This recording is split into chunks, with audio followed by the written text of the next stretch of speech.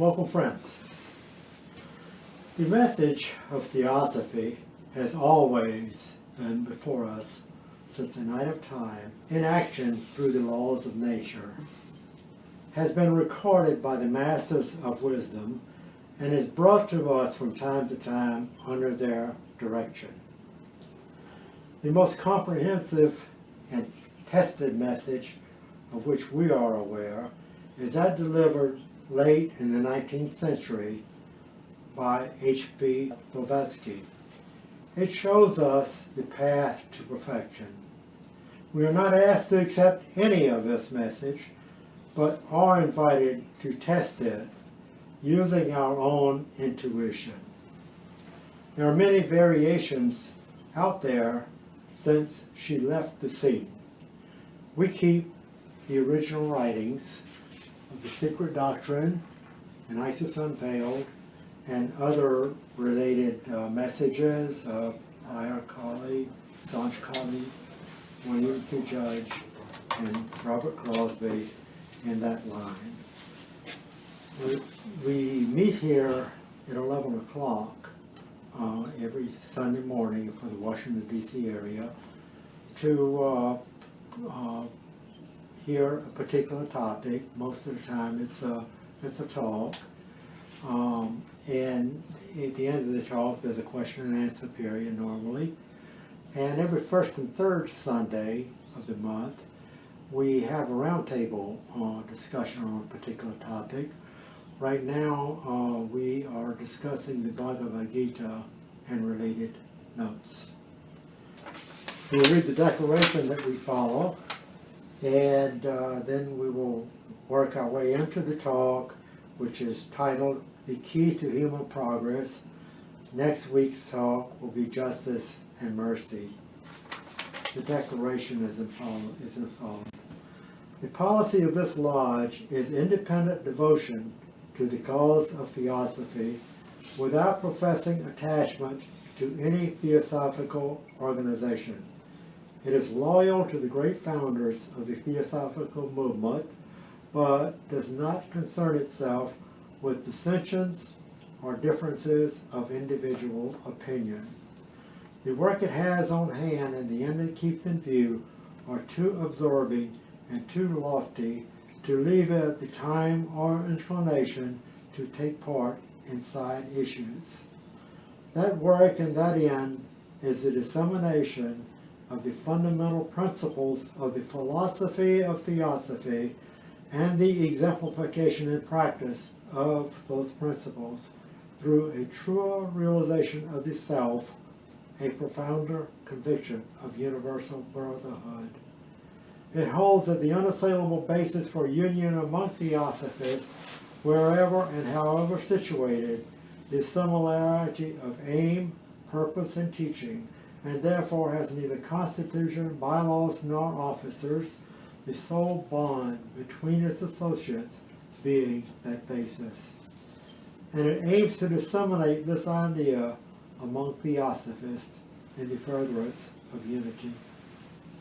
It regards as Theosophists all who are engaged in the true service of humanity without distinction of race, creed, sex, condition, or organization, and it welcomes to its association all those who are in accord with its declared purposes and desire to fit themselves by study and otherwise to be the better able to help and teach others.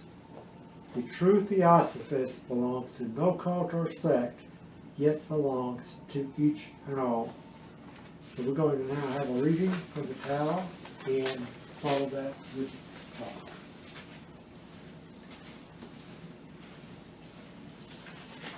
Today's reading comes from the Tao Te Ching. The Tao, which can be expressed in words, is not the eternal Tao. The name which can be uttered is not its eternal name. Without a name, it is the beginning of heaven and earth. With a name, it is the mother of all things. Only one who is eternally free from earthly passions can apprehend its spiritual essence. He who is ever clogged by passions can see no more than its outer form. These two things, the spiritual and the material, though we call them by different names, in their origin are one and the same. This sameness is a mystery, the mystery of mysteries. It is the gate of all spirituality. How unfathomable is Tao! It seems to be the ancestral progenitor of all things. How pure and clear is Tao! It would seem to be everlasting. I know not of whom it is the offspring. It appears to have been anterior to any sovereign power. Tao eludes the sense of sight, and is therefore called colorless. It eludes the sense of hearing, and is therefore called soundless. It eludes the sense of touch, and is therefore called incorporeal. These three qualities cannot be apprehended, and hence they may be blended into unity. Its upper part is not bright, and its lower part is not obscure. Ceaseless in action, it cannot be named, but returns again to nothingness. We may call it the form of the formless, the image of the imageless, the fleeting and the indeterminable. Would you go before it, you cannot see its face. Would you go behind it, you cannot see its back. The mightiest manifestations of active force flow solely from Tao. Tao in itself is vague, impalpable. How impalpable, how vague. Yet within it there is form. How vague, how impalpable.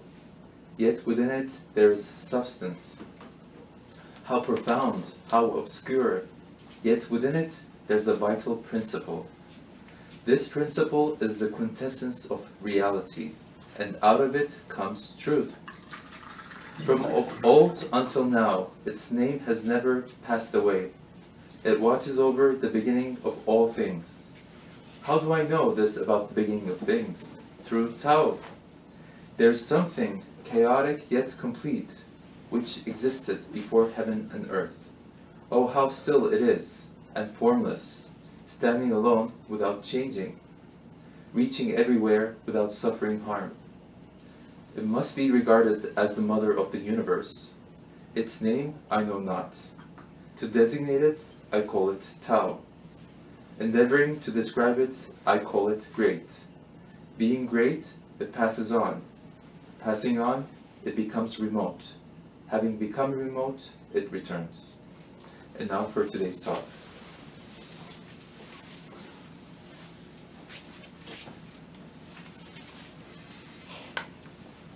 Good morning and welcome, friends. Progress. What kind of progress, and are we really progressing? When we look at the common idea of progress, which is an advance made by humanity as it goes through the cycles, it normally amounts to material lines.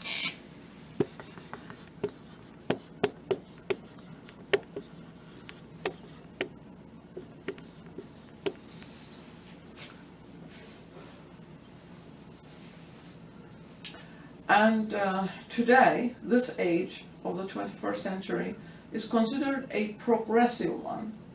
It is called that by the cultured classes and even by the masses. And when we look at the different fields, human activity is considered superior to what it has been before. And the upholders of this boast that it is one of the greatest we have had.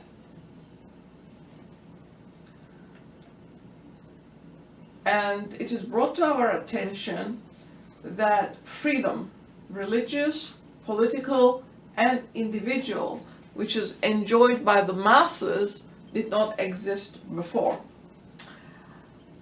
In the writings of the philosophical ideas, it is considered an expanse and progression in the material line, but actually it is creating a shadow which is inseparable from it because it ignores the inherent divinity of man.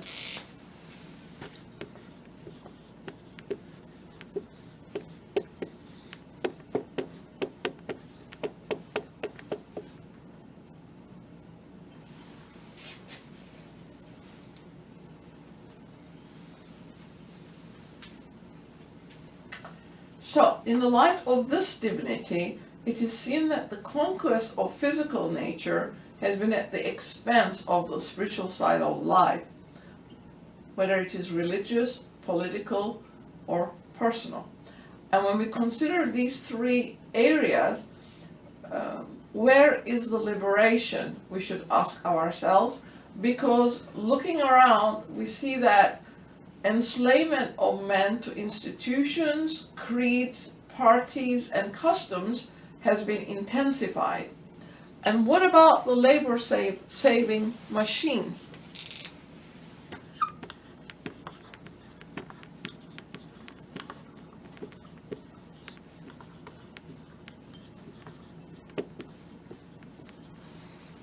Have they really come about to save time for us? Who on earth does not have a washing machine, perhaps a dryer, a dishwasher these days? Does these things really help us in the home? Does it save time for us so that we could spend for leisure time? Well, the answer is no. It has not. What about overproduction and unemployment because of the supposedly labor-saving machines? Of course, unemployment is not that kind of leisure anyone wishes for, and Theosophy for the centuries that has existed, it, as stated, it is always around, is not looking for this kind of liberation in our universe. Proponents of these times state that our age is sui generis, meaning one of a kind, and that nothing superior to it has been known. But looking at it from the records of the masters, we know that the yugas come, and in cyclic movement, the Golden Age, Silver Age, Bronze Age, and the Dark Age, which we are in now, come in eras following one another. So this is the Dark Age. But if we were to have the records of the Atlantean race,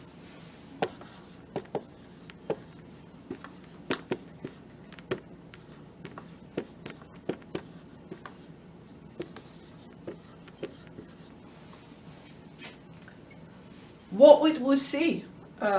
Because they went through these ages too, as we are doing it now. In the Secret Doctrine, it is stated that in each repetition of these ages in different times, it always evolutes at a higher place. So this gain is minute. It's a minor gain. It is not major. From that perspective, that these ages come in progression, and humanity evolutes at a higher place every time. So the gain is very minimal. What are the essential features of Kali Yuga? Well, selfishness, materialism, and intellectualism.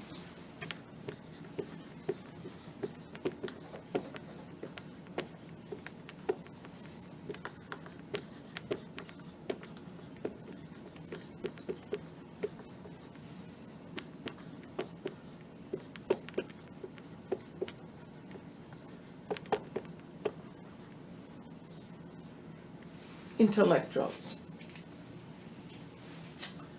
So these, in each dark age, exhibit themselves, giving the name of the yuga the dark age.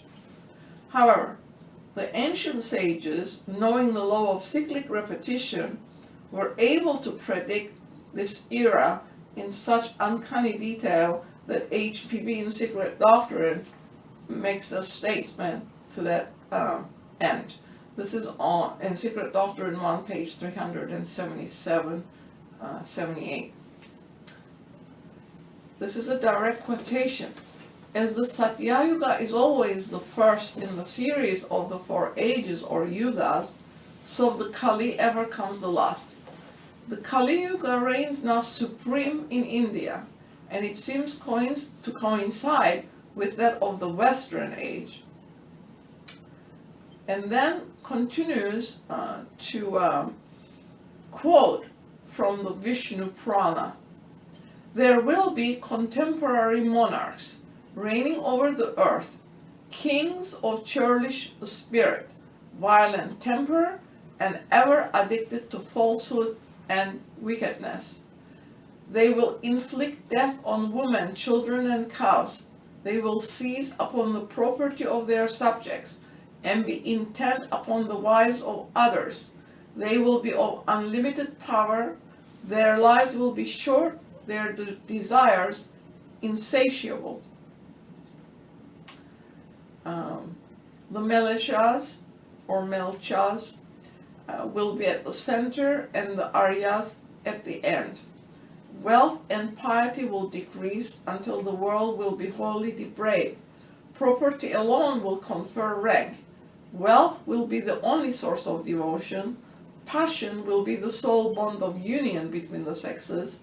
Falsehood will be the only means of success in litigation, and women will be objects merely of sensual gratification.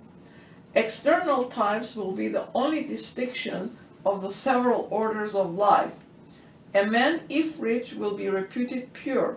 Dishonesty, anyaya, will be the universal means of subsistence. Weakness, the cause of dependence. Malice and presumption will be substituted for learning. Liberality will be devotion. Mutual assent, marriage. Fine clothes, dignity. He who is the strongest will reign. The people will become unable to bear the burden of taxes and will seek refuge in the valleys. Thus, in Kali age, will decay constantly proceed until the human race approaches pralaya. When the close of Kali age shall be nigh, a portion of that divine being which exists of its own spiritual nature shall descend on earth. Kalki Avatar, HPB writes about Kalki Avatar in the Secret Doctrine. And he will reestablish righteousness on earth, and the minds of those who live at the end of Kali Yuga shall be awakened and become as pellucid as crystal. The men who are thus changed shall be the seeds of human beings, and shall give birth to a race who shall follow the laws of the Krita age, the age of purity. And this will happen, it is stated, when the sun and the moon, and the lunar asterism Tishya, and the planet Jupiter are in one mansion. The Krita or Satya age shall return.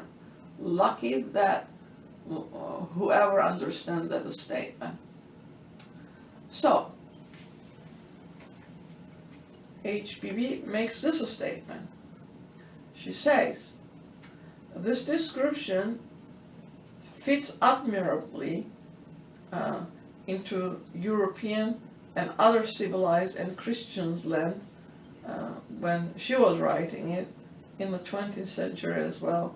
And of course, we have left that enlightenment and now we are moving along in the 21st century. So, when we look at our own society, we see that what is described in the prana, Vishnu prana, is really applicable to our own race today. So the remedies formulated by iconoclasts and well-meaning radical reformers are but cyclic repetitions of similar proposals made in corresponding ages of the prehistoric past, in other Mahayugas of other days of Brahma. But the sages of the archaic ages, having records going back millions of years, are able to appraise these systems and propose systems at their true valuation. In the light afforded by the vistas of past civilizations, whose very memories do not exist for ordinary history, these sages know that the return of the Golden Age does not depend on social, political, economic, or religious formula. Nothing of an external nature is of any value. So then what is going to bring the Golden Age does not depend on anything that is external.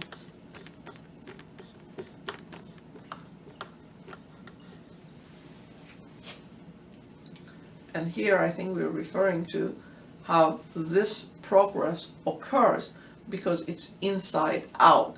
It's not from outside in. It's not external to ourselves. So then the answer to that human progress is within oneself. Of course, it is found in the philosophy of Theosophy and in the whole of it.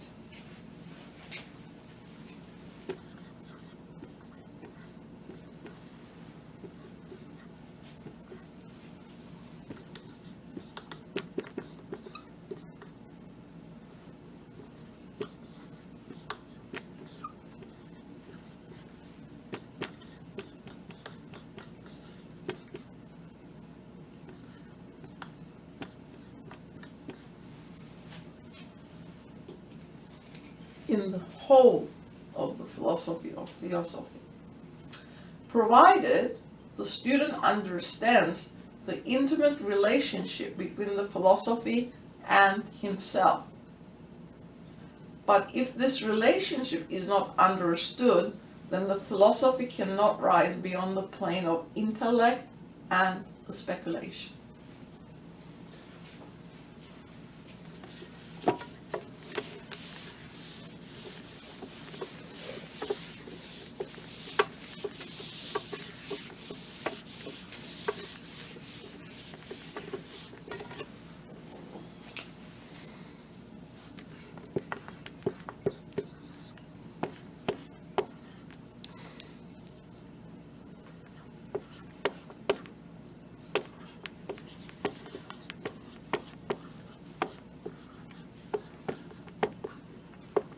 Intellect and speculation. So then, it is then like a tree, incapable of bearing either foliage or fruit, affords neither refreshment nor sustenance to the weary traveler. Excuse me.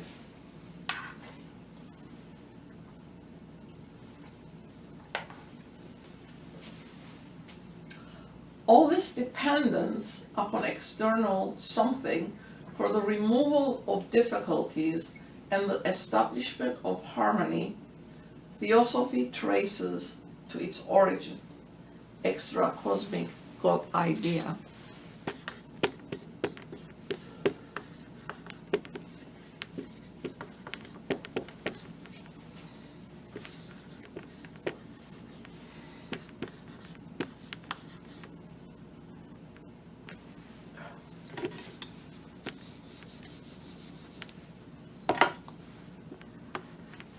Extra-cosmic God idea.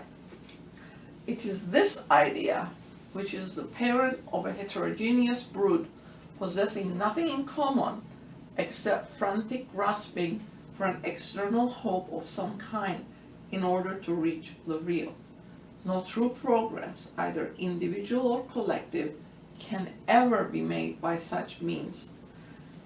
Let mankind then substitute an infracosmic deity.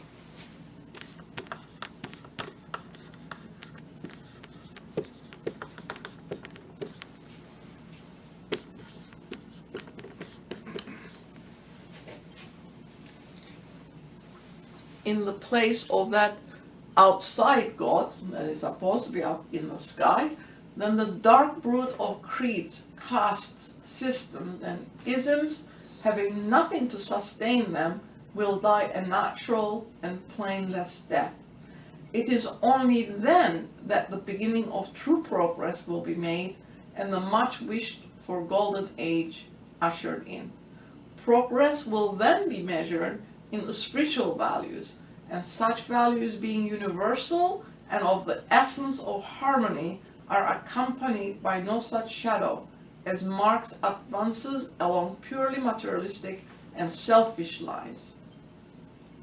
It is for this that the theosophical movement exists in the world, and upon the success of which alone rests the hope of the world for final deliverance from thraldom, now which is our common lot as nations and individuals comprising this particular civilization. Now, we are all aware that action with its consequence reaction is the one universal law under which all beings evolve, but of all beings, man alone has the power consciously to choose how to act, and therefore to realize that his reactions are merely the reflection of his own choices.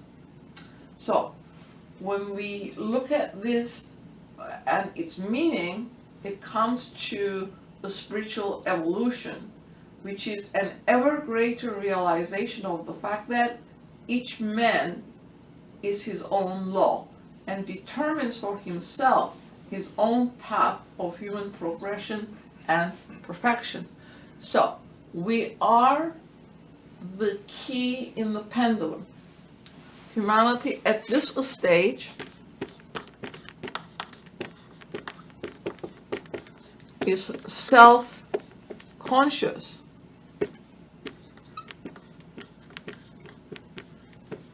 Self-conscious. This is what enables us to make choices. But it is critical to understand that our choices that we make determine our life, not just on the physical plane, but on the intellectual, psychic plane, as well as the spiritual plane.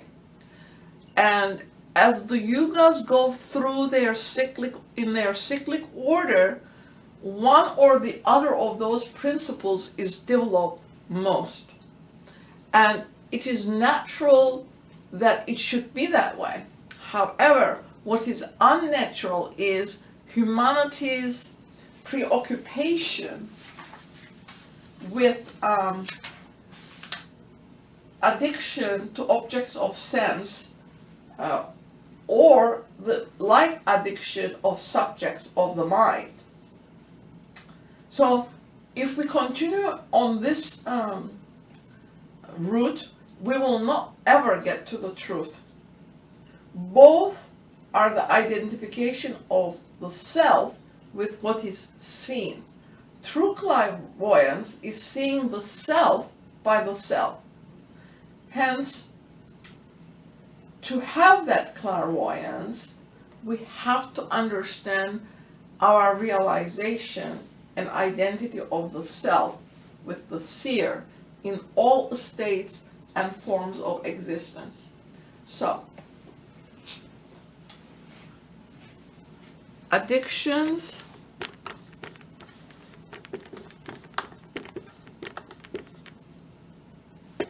to sense objects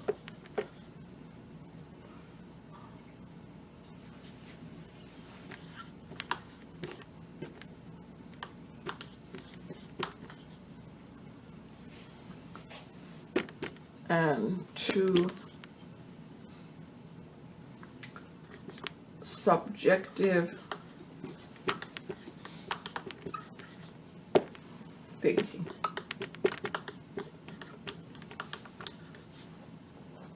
Because we do have grooves. Our mind goes to specific places, and Mr. Judge has a very useful article kind of telling us how to smooth the convolutions in the cerebrum.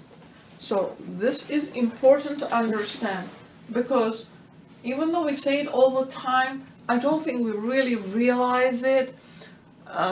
Coming down, the energy is centrifugal. It pushes everything to a higher expression of itself.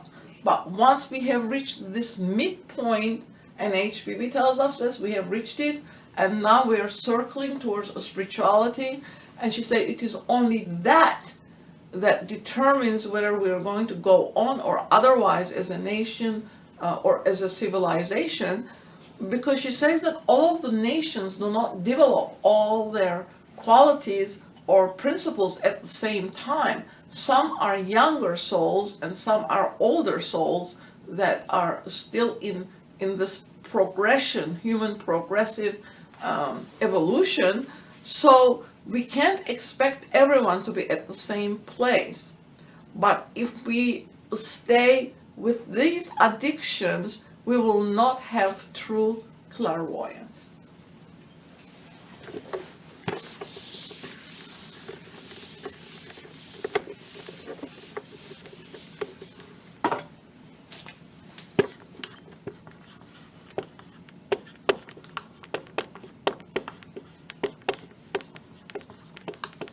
True clairvoyance. And that is the same as listening to the conscience, inner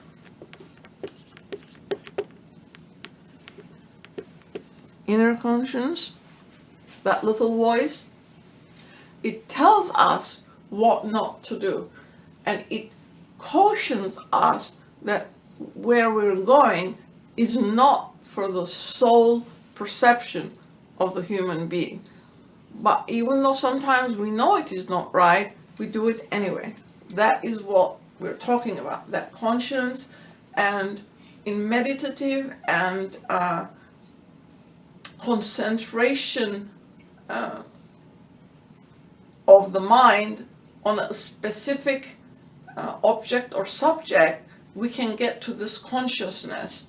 But it is not an easy process to achieve. However, if we do not try, we will never get there. So that concentration is important, because we need to have that clear eyesight. What are we talking about here? We're talking about the inner sight. And it is necessary. Inner sight. So in our normal daily activities, we see, we act, we think, and we identify what is seen to be true, rather than going inner and acknowledging that there's a seer in us. That seer is the one that is doing the seeing. It's not this external eye that is doing the real seeing. So inner sight is necessary, and this student mentioned these repeatedly, because HPV tells us in the secret doctrine that the future generations will be etherealized, and that in order to continue this progression, human progression, towards the true evolutionary process of the human being, these inner facilitation is going to be necessary for us in the future. What does that mean? The student thinks about it quite a bit. I think it means that in the future, those who do not cultivate these principles will not be able to continue that progression, that higher evolutionary process, which will be the heirloom of the coming generations. She says that that process is here, it has already started. So if we want to continue on that progressive way, then we need to listen to what is being said, understand it, believe it, because it is important. So how do we do this? Well, if we think we're derived from forms, then our sense of self is contingent upon a given form. And when the form dissolves, where is our sense of self? It dissolves with the form. If our sense of self is contingent upon this or some other idea of the mind, then upon the dissolution of that mind, our sense of self is dissolved. We are left, but we have no sense of self. But if our sense of self is identified with the one life, one spirit, one consciousness, which is eternal, infinite, boundless, immutable, container, pervader of all, then how can that sense of self ever be destroyed? It cannot. Once this idea is grasped, a new cycle begins to manifest immediately in the sphere of intelligence, because the processes of correct cognition are there. The perception we have of the oneself and our identity with it, inference with them from within without instead of from without within, and living what we have seen and inferred. And this is the testimony that one gets when we turn inward, which is a necessary process. So we'll stop it here and open it for questions. Yes? You mentioned centrifugal, and then I think you made some comments that, I understand, maybe relates to centripetal. So would you please define the two terms? And Centrifugal and centripetal forces you're talking about. Yes.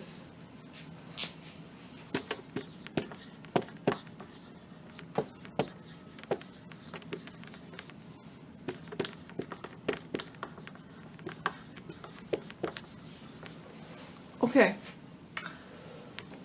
Here we go to secret doctrine again.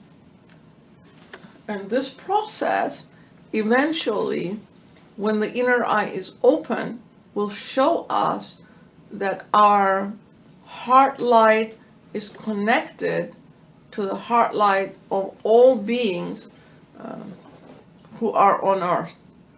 This heart light, when it is lighted up, is visible to those who are perfected beings. We are talking about light.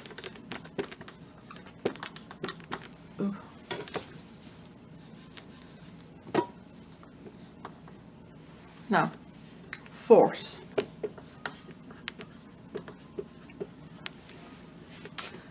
Centrifugal is from center out.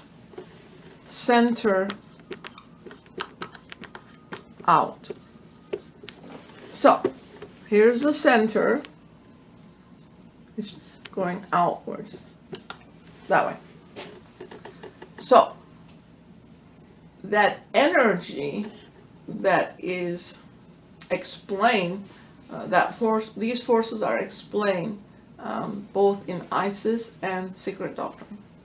We're told that these two forces maintain our universe in harmony by being balanced.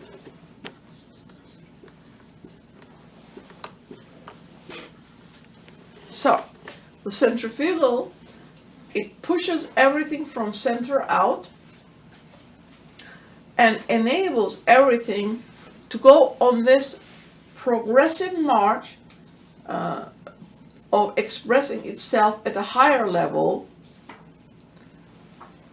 naturally. The force pushes everything outward. This is our descent into materiality. descent.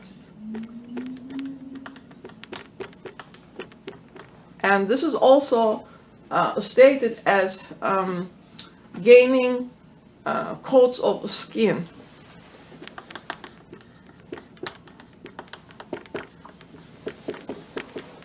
Okay? Descent into materiality. We have already done that. We have, this is the midpoint, and she says we are now going towards the spirituality.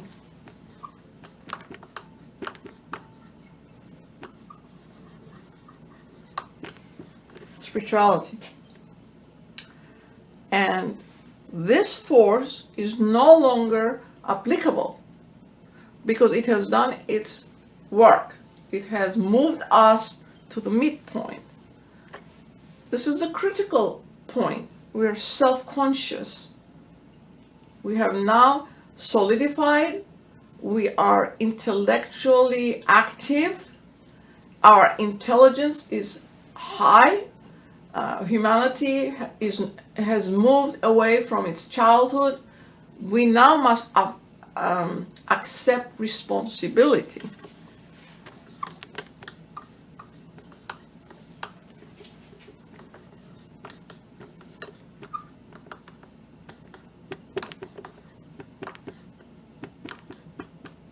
For our own choices, thinking, and actions. So, the going upward towards spirituality is centripetal energy.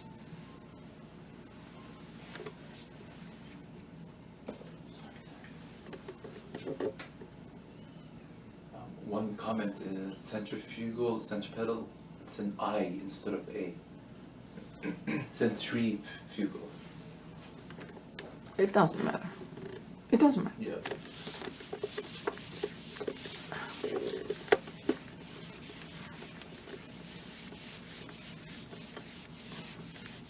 Okay. So, now we're going towards spirituality.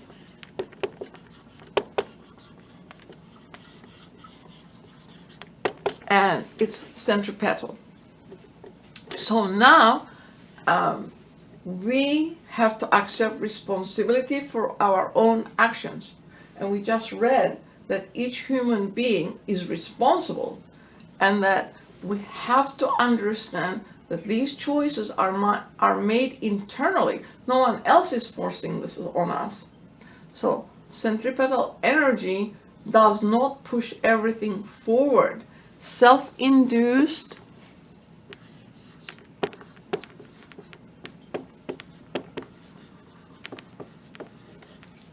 self-devised effort is necessary.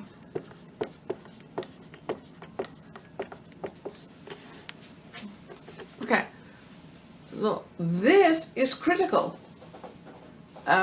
Some people say, I don't wish to do the work.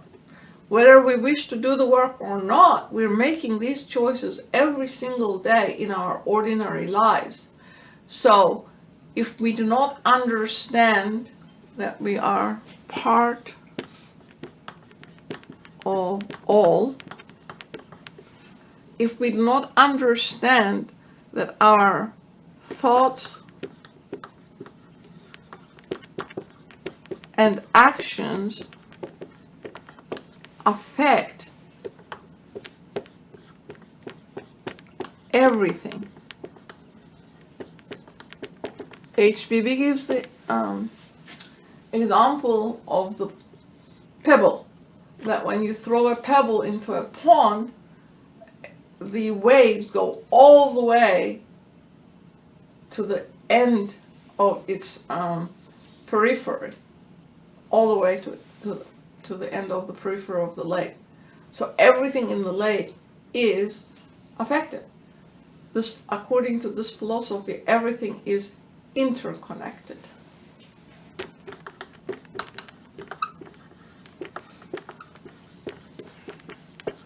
If we are interconnected, then we know that our actions affect everyone if not directly, indirectly. Not only that, our thoughts are recorded, and that also affects everyone.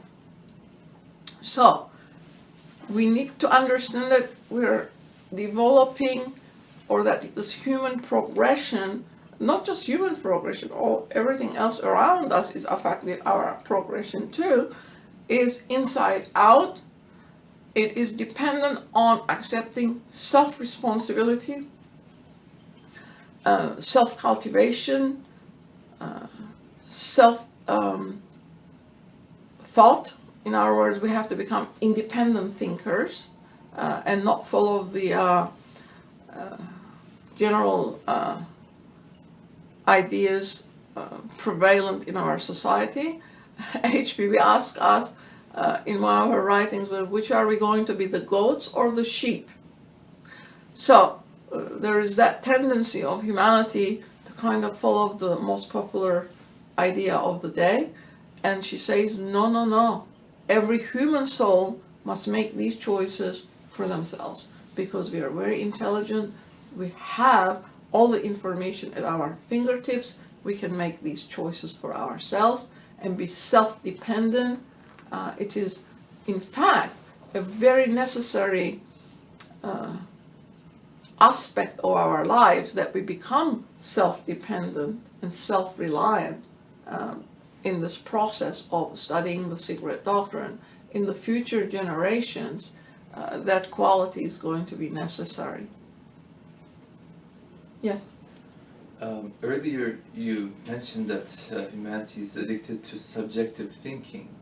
I'm sorry, say that again. Earlier you mentioned that human beings are addicted to sense objects and addicted to subjective thinking. Mm-hmm.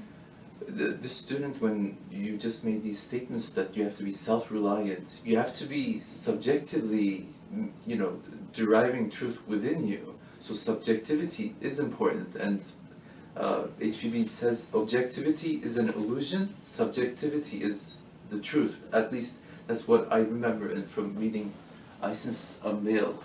Can you comment on why you mentioned addictions to subjective thinking and why that's a bad thing?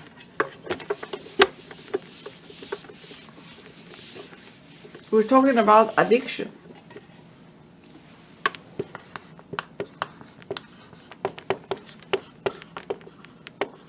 In other words, your mind have grooves, and it automatically, through associations, goes in a particular way.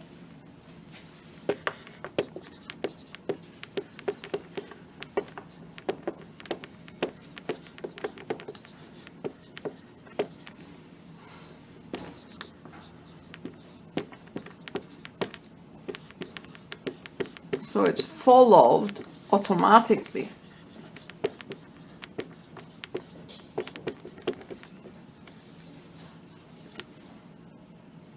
Automatically. That's what addiction is. You have no control because you have, by your thinking, made those grooves. So what is that? It's the least resistant way. So it automatically goes that way. Now, she gives the physical example in human life. Your nerves, your impulses. If you have enabled them to go in this direction, and now you want to change it, what must you do? That requires tremendous effort. So it's going this way. Is it going to go that way or that way? If you have always followed this pattern, you have to close it right here and make it go in another direction. And for that, self-induced, self-devised effort, even in the physical life, is necessary. Because if it is processed in that manner, it will follow it automatically without you being aware of it. And remember, how many layers do you have? You have 7 principles. Each 7 is divided into another 7 subdivisions, making it a 49 level. So let's read what she says. What then is this true clairvoyance, which is the real theme of every savior? In other words, people who come before us and bring this philosophy in different eras to different areas of the globe. The enemy is addiction of objects of sense, or the like addiction to subjects of the mind. Both are the identification of self with what is seen. In other words, you are not aware of the perceiver that you are, but you are aware of what is being seen. So that changing that pattern requires your subjective mode to be controlled by you. And we said that in meditation and concentration, this is what we are trying to do. The intellectual mind has a particular mode of sustenance because you have given them energy and facilitated it. Facilitation.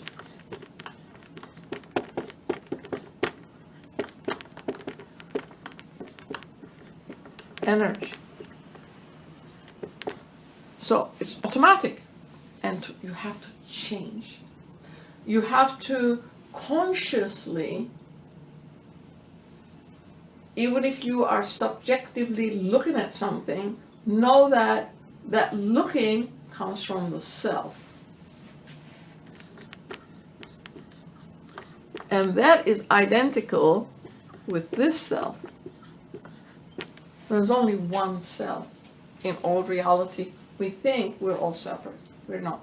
So until you put this onto your subjective thinking, that's what it does automatically. And this study of Theosophy is beneficial in the sense that you write association of ideas. You want to associate with better quote-unquote ideas, right? So Theosophy gives us better ideas so that we can direct our thoughts in a better, higher worldview or life. And you also mentioned how things are temporary and that we should focus on the everlasting. Mm-hmm. And I guess during that we have to focus on eventually on nothing, non-duality, right? So that's the absolute all, which is, should be our ultimate focus, right? No thing.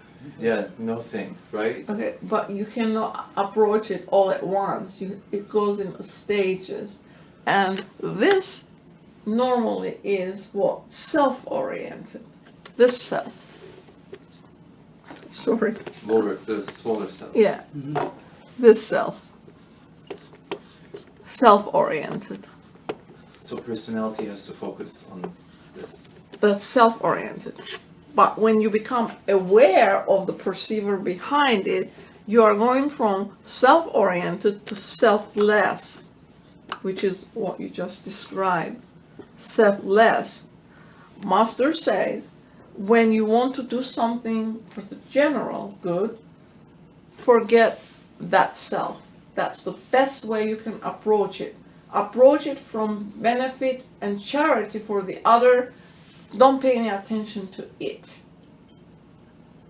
I think many of us don't understand what selfless means. Universal. Because we all of a sudden think about we're going to lose our personality in this life.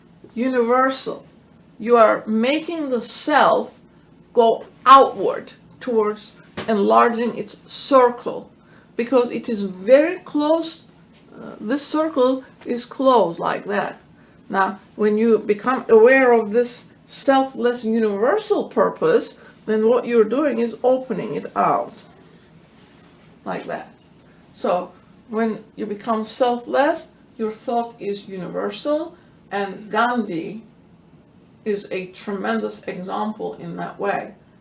He went to London, became a lawyer, came back, was introduced to philosophy of Theosophy, and it changed his whole life towards service to humanity, towards love of all. And he said that until you experiment with it yourself, you really won't know it.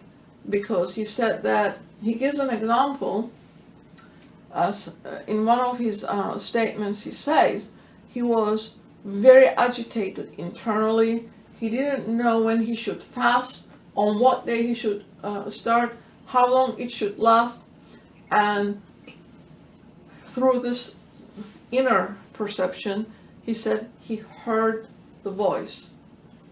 In other words, it gave him the guidance he needed, and he said then that was followed by calm. We as human beings are all kind of concentrated on the processes of life. We really don't understand what kind of wonderful life the spiritual life is. It is not an empty life, it's a full life, but it is harmonious, it is peaceful, and it is full of love. The more you give, you have more to give, because Kamadeva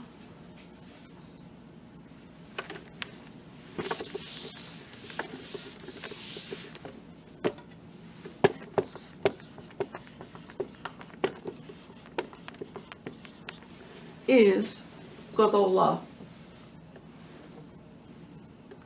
So we have it, the universe is built on it, its core energy is love.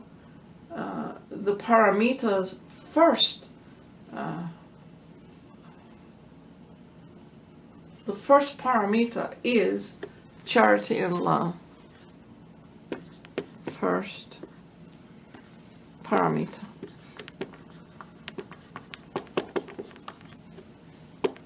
Is charity and love. And this is the core of our universe. It sustains everything in it. Its concern is not particular, it's universal. So as we open ourselves to influences for greater good, the path opens also, and it shows you in which direction to go. You had your hand up, but I'm sorry, I don't know what. I had two thoughts. Well, the second thought I wanted to ask about first, but that was disappeared from my head right now.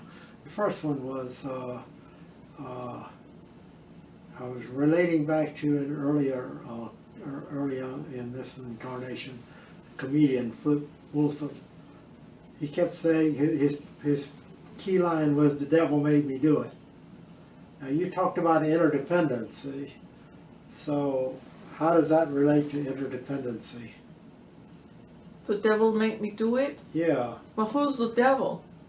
There's no outside force. So we just said people, it also says that Christianity would not exist without the devil or the negative side of nature. What is it called? What's the devil? The dark forces. Dark forces, yeah. Satan. I think that's the word I'm looking for. Satan. HPV writes that the extra cosmic God idea without Satan cannot hold up. Both are either together or they will both fall. And that's why Satan was created, to uphold the Christian religion. So your question is, devil made me do it?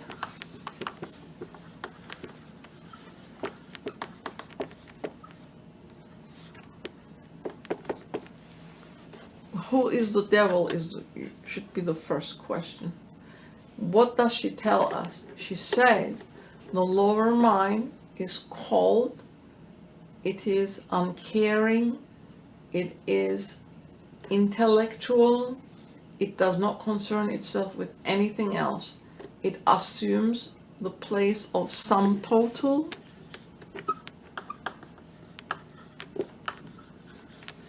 and carries on from the personal only perspective. So it becomes a devilish force, she says, when the person is tending downward.